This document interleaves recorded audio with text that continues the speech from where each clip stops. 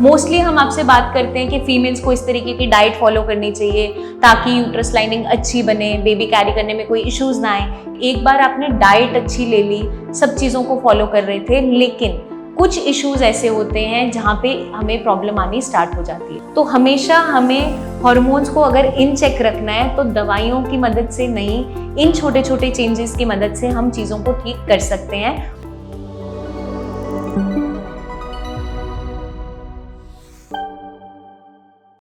Hello everyone, मैं doctor प्रगति गुप्ता और आज इस वीडियो में हम बात करने वाले हैं एक ऐसे लाइफस्टाइल चेंजेस के बारे में जो हर एक कपल को करने चाहिए अगर वो बेबी प्लान कर रहे हैं या फिर जो कंसीव करने का ट्राई कर रहे हैं काफ़ी लंबे समय से और वो इश्यूज फेस कर रहे हैं। तो हमें जानना समझना ज़रूरी है कि दोनों के लिए ही चेंजेस लेकर आना, लाइफस्टाइल चेंजेस करना बहुत इंपॉर्टेंट है। As a male partner, female partner, दोनों के लिए ज़रूरी है क्योंकि पेरेंटहुड की जो जर्नी है वो दोनों को साथ में एम्ब्रेस करनी है, सिर्फ एक की रिस्पॉन्सिबिलिटी नहीं है। मोस्टली हम आपसे बात करते हैं कि फीमेल्स को इस तरीके की डाइट फॉलो करनी चाहिए ताकि यूट्रस लाइनिंग अच्छी बने, बेबी कैरी करने में कोई इश्यूज ना आए। लेकिन वहीं अगर हम मेल पार्टनर की बात करें तो स्पर्म क्वालिटी को अच्छा रखने के लिए, मोटिलिटी को अच्छा रखने के लिए, ताकि कंसेप्शन हो पाए, इसलिए उन्हें भी इस तरीके का लाइफस्टाइल को फॉलो करना है और दोनों को मिलकर इस जर्नी को एम्ब्रेस करना है। इसलिए जो हमें चेंजेस लेकर आने हैं लाइफस्टाइल में वो दोनों को साथ में मिलकर लेकर आने हैं। तो सबसे पहले हम बात करेंगे डाइट और न्यूट्रिशन की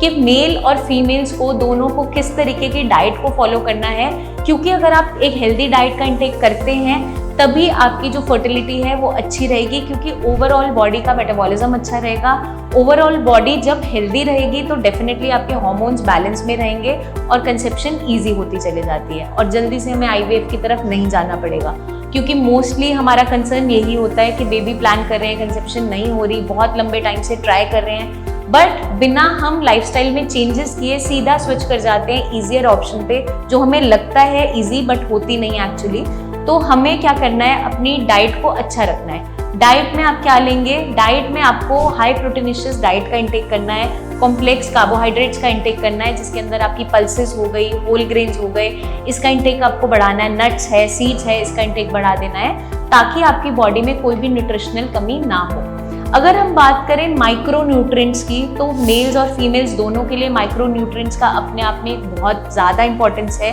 क्योंकि अगर हम एग की क्वालिटी की बात करें या ओवुलेशन की बात करें या हार्मोन्स बैलेंस करने की बात करें तो फीमेल्स में आपका आयरन है, फोलेट है, विटामिन डी है, ओमेगा 3 फैटी एसिड्स हैं, इनकी इंपॉर्टेंस बहुत ज़्यादा है क्योंकि ये आपकी बॉडी को नरिशमेंट देते हैं, साथ के साथ यूट्रस को रेडी करते हैं कंसेप्शन करने के लिए और बेबी को कैरी करने के लिए। आपकी ओवुलेशन जब सही तरीके से चलती है तभी इजीली कंसीव हो पाता है, तो ये बहुत इंपॉर्टेंट हो जाता है। वहीं अगर हम मेल्स की बात करें तो मेल्स में आपके जो माइक्रो न्यूट्रिएंट्स हैं जैसे जिंक है, सेलेनियम है, कोएंजाइम Q10 है, विटामिन सी है, इनका रोल बहुत इंपॉर्टेंट है। क्यों इंपॉर्टेंट है, क्योंकि स्पर्म की जो क्वालिटी है, उसका काउंट है, उसकी मोटिलिटी है, उसको ये मेंटेन करते हैं, तो ओवरऑल ये स्पर्म हेल्थ को अच्छा रखते हैं। तो अगर हम चाहते हैं नेचुरली कंसीव करना तो हमें इस तरीके की डाइट अपनी ऐड ऑन करनी है, और अगर ये डाइट से पूरा नहीं हो पा रहा है तो फिर हमें सप्लीमेंटेशन करना पड़ता है। तो कोशिश हम करेंगे कि डाइट से हम उसे पूरा करें, बट अगर कोई न्यूट्रिशनल कमी रह जाती है तो हमारी टीम आपके साथ है, हम आपकी पूरी हेल्प वहाँ पे करेंगे। और अगर हम बात करते हैं कि एक बार आपने डाइट अच्छी ले ली, सब चीज़ों को फॉलो कर रहे थे, लेकिन कुछ इश्यूज ऐसे होते हैं जहाँ पे हमें प्रॉब्लम आनी स्टार्ट हो जाती है, वो है आपका बॉडी वेट। तो बॉडी वेट को इन चेक रखना बहुत ज़रूरी है, आपका जो BMI है वो इन चेक होना बहुत ज़रूरी है, क्योंकि अगर हम फीमेल्स की बात करें तो फीमेल्स में अगर फीमेल्स का वेट बहुत ज़्यादा है या फीमेल्स अंडरवेट है, दोनों ही कंडीशन में बहुत से इश्यूज आने स्टार्ट हो जाते हैं। सीधा उसका इम्पैक्ट आता है आपके ओवुलेशन पे, और ओवुलेशन पे जब इम्पैक्ट आता है तो डेफिनेटली आपकी कंसेप्शन से वो रिलेटेड रहता है। तो अगर हम चाहते हैं कि हमारा मेंस्ट्रुअल साइकिल अच्छा चलता रहे, आपके बॉडी फंक्शंस अच्छे चलते रहें, फीमेल बॉडी में कोई साथ में कॉम्प्लिकेशंस ना देखने को मिले या मेटाबॉलिक कोई डिसऑर्डर्स ना आए, इसलिए आपको वेट को इन चेक रखना बहुत ज़रूरी है, इसलिए वो बहुत ज़्यादा इंपॉर्टेंट माना जाता है। वहीं अगर हम मेल्स की बात करें तो मेल्स में अगर बेली फैट बढ़ रहा है, स्टमक के अराउंड फैट बहुत ज़्यादा बढ़ गया है, वजन बढ़ता चला जा रहा है, तो उसका सीधा इम्पैक्ट देखने को मिलता है कि आपका टेस्टोस्टेरोन लेवल गिरना स्टार्ट हो जाता है। और जब टेस्टोस्टेरोन लेवल कम हो जाता है तो डेफिनेटली आपके फर्टिलिटी इश्यूज स्टार्ट हो जाते हैं, स्पर्म हेल्थ खराब होनी स्टार्ट हो जाती है, आपके सारे इश्यूज स्टार्ट हो जाते हैं, मेटाबॉलिक डिसऑर्डर्स आ जाते हैं। तो इनको अगर हम प्रिवेंट करना चाहते हैं तो हमें वेट को इन चेक रखना बहुत इंपॉर्टेंट है। ये सिर्फ हमें तभी नहीं करना जब हम बेबी प्लान कर रहे हैं। एज अ कपल आपका मोटो यही होना चाहिए कि आपको साथ में मिलकर एक दूसरे की हेल्थ का ध्यान रखना है और फिटनेस पे काफ़ी ज़्यादा वर्क करना है, क्योंकि आजकल मैक्सिमम बीमारियां जो हमें देखने को मिल जाती है, मेटाबॉलिक डिसऑर्डर्स जैसे डायबिटीज़ है, हाइपोथायराइडिज्म है, हाइपरटेंशन है, ये अर्ली 30s में देखने को मिल जाता है और वही हमारी रिप्रोडक्टिव एज होती है। तो इसीलिए आपने देखा भी होगा कि आजकल कंसेप्शन के इश्यूज ज़्यादा बढ़ गए हैं, फर्टिलिटी इश्यूज बढ़ गए हैं और आपको जो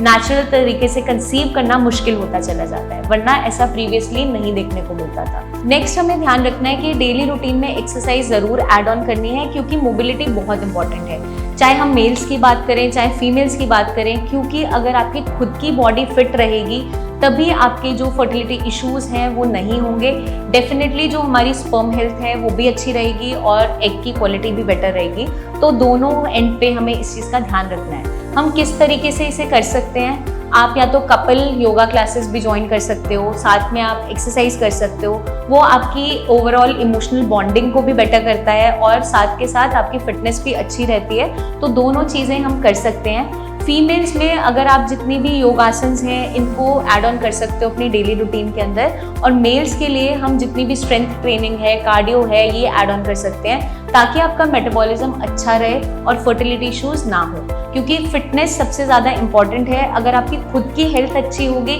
तभी आगे की जो प्रोजेनी आप लेकर आ रहे हो, जिसके लिए आप सपना देख रहे हो, वो भी हेल्दी बॉर्न होगा। तो ये सबसे ज़्यादा ध्यान में रखना ज़रूरी है। नेक्स्ट आपका आ जाता है स्लीप। स्लीप का बहुत इंपॉर्टेंट रोल है आपकी ओवरऑल बॉडी की हेल्थ को मेंटेन करने के लिए, क्योंकि अगर आपको नींद अच्छी आती है, प्रॉपर साउंड स्लीप आती है, रात की नींद आप प्रॉपर ले रहे हो, तो डेफिनेटली आपके बॉडी फंक्शंस अच्छे चलते चले जाते हैं। लेकिन अगर आपकी स्लीप डिस्टर्ब्ड है, नींद अच्छी नहीं आती है, नींद टूटती है, तो नेक्स्ट डे या फिर ओवरऑल अगर हम आगे की फिटनेस की बात भी करें तो एंग्जाइटी इश्यूज, डिप्रेशन होना या फिर स्टमक इश्यूज क्रिएट होना, ये सब कुछ शुरू हो जाता है, आपके बॉडी फंक्शंस डिस्टर्ब होने स्टार्ट हो जाते हैं और सीधा इसका इम्पैक्ट आता है आपकी फर्टिलिटी पे, क्योंकि हार्मोनल इम्बैलेंस होना स्टार्ट हो जाता है। तो हमेशा हमें हार्मोन्स को अगर इन चेक रखना है तो दवाइयों की मदद से नहीं, इन छोटे छोटे चेंजेस की मदद से हम चीज़ों को ठीक कर सकते हैं और नेचुरली आप कंसीव ईजिली कर सकते हो। तो इस चीज़ का हमें खास ध्यान रखना है। नेक्स्ट हमारा आ जाता है स्ट्रेस को मैनेज करना बहुत इंपॉर्टेंट है, क्योंकि स्ट्रेस एक ऐसा फैक्टर है जो रिस्पॉन्सिबल रहता है आपको नेचुरली कंसीव नहीं करने देने में। क्योंकि अगर आपके सारे रिपोर्ट्स भी नॉर्मल हैं, मैंने ऐसे कपल्स भी देखे हैं जिनकी सारी रिपोर्ट्स कंप्लीटली नॉर्मल थी, सारे जितने भी टेस्ट करवाए थे बिल्कुल ठीक थे, लेकिन फिर भी कंसीव नहीं हो पा रहा था, क्योंकि उनका जो लाइफस्टाइल था वो बहुत ज़्यादा स्ट्रेसफुल था। स्ट्रेस क्योंकि हर किसी की लाइफ में रहता ही है, मैं आपको हमेशा यही कहती हूँ कि उसको हम मैनेज किस तरीके से करते हैं वो इम्पॉर्टेंट है। तो उसे हम किस तरीके से मैनेज कर सकते हैं, डेली रूटीन में थोड़ा थोड़ा समय अपने लिए निकालना ज़रूरी है। कोई भी हॉबीज़ आपको पसंद है, एज अ कपल आप वहाँ पे ज्वाइन करो या चले जाइए, या कोई ना कोई आप एक्सरसाइज कर रहे हो साथ में कर लीजिए, वॉक पे जा रहे हो साथ में जाइए। तो इससे इमोशनल बॉन्डिंग भी अच्छी होती चली जाती है, प्लस आपका जो मेंटल वेलबींग है वो भी रहता है, इमोशनली आप स्ट्रांग होने स्टार्ट हो जाते हो। क्योंकि जब आपको प्रेशर होता है कि बेबी प्लान करना है, उस टाइम पे अगर स्ट्रेस लेवल बहुत ज़्यादा बढ़ गया है तो बॉडी में कॉर्टिसोल की प्रोडक्शन बढ़ती चली जाती है, जो आपके बॉडी के हर एक फंक्शन को डिस्टर्ब करती है, चाहे आपका स्लीपिंग पैटर्न क्यों ना हो, चाहे आपका डाइजेशन क्यों ना हो, चाहे आपका ओव्यूलेशन का प्रोसेस है वो क्यों ना हो, चाहे आपकी स्पर्म हेल्थ की बात करें वो क्यों ना हो। तो इसलिए इम्पॉर्टेंट है स्ट्रेस को मैनेज करते हुए हमें चलना ज़रूरी हो जाता है। नेक्स्ट हमारा आ जाता है कि हमें एडिक्शन से बचकर रहना है। अगर आप कोई भी एडिक्शन से प्रोन हो, जैसे स्मोकिंग है या अल्कोहल का इंटेक कर रहे हैं, टबैको चूइंग है, ये सारे के सारी जो एडिक्शंस हैं ये आपके बॉडी फंक्शंस को डेफिनेटली डिस्टर्ब करती है, हार्मोनल इम्बैलेंस भी क्रिएट करती है, प्लस कई सारी बीमारियां भी साथ में लेकर आती है। तो इस चीज़ से हमें कोसों दूर रहना है और बचकर रहना है, क्योंकि अगर आपकी बॉडी का कोई भी फंक्शन डिस्टर्ब होता है तो डेफिनेटली आपकी फर्टिलिटी इश्यूज भी स्टार्ट हो जाते हैं, क्योंकि अगर बॉडी खुद से ही फंक्शन नहीं कर पा रही तो फर्टिलिटी पे इम्पैक्ट तो आएगा ही। तो इस चीज़ से हमें खास ध्यान रखते हुए काम करना है। नेक्स्ट हमारा आ जाता है कि हमें अपनी ओव्यूलेशन को अच्छे से ट्रैक करते रहना है। ओव्यूलेशन को अगर आप ट्रैक कर रहे हो तो वो क्यों इम्पॉर्टेंट हो जाता है? वो इम्पॉर्टेंट हो जाता है ये प्लान करने के लिए कि इंटरकोर्स कितनी बार करना है, क्योंकि जब आपकी फर्टाइल विंडो है जो हम 10th से 14th डे के बीच में मानते हैं, अगर पीरियड्स रेगुलर चल रहे हैं एक फीमेल के, तो उस दौरान अगर हम हफ्ते में 2 से 3 बार इंटरकोर्स कर रहे हैं तो कंसेप्शन के चांसेस बढ़ते चले जाते हैं, क्योंकि वहाँ पे आपका प्रोबेबिलिटी बढ़ जाती है। तो उस चीज़ को भी आपको अच्छे से ट्रैक करना है, दोनों को आपस में डिस्कस करना है, स्ट्रेस नहीं लेना है, क्योंकि जहाँ पे आप स्ट्रेस लोगे कि मुझे बेबी प्लान करना है तो वहाँ पे आपके डेफिनेटली हार्मोनल इश्यूज भी स्टार्ट हो जाएंगे, आपकी आपस में लड़ाई भी स्टार्ट हो जाएगी। क्योंकि मैंने बहुत से पेशेंट्स ऐसे कपल्स देखे हैं जिनको इस चीज़ से रिलेटेड बहुत सा स्ट्रेस था और एक दूसरे पे फ्रस्ट्रेशन निकल रही होती है। इसलिए मेंटली बहुत स्ट्रांग रहना है, इमोशनली बॉन्ड करना है, क्योंकि वो सबसे पहले इम्पॉर्टेंट है, तभी जाके नेचुरली कंसीव हो पाता है। क्योंकि अंडर प्रेशर बहुत सी चीज़ें देखने को मिलती है, आपकी दोनों की बॉडी सफ़र करती है,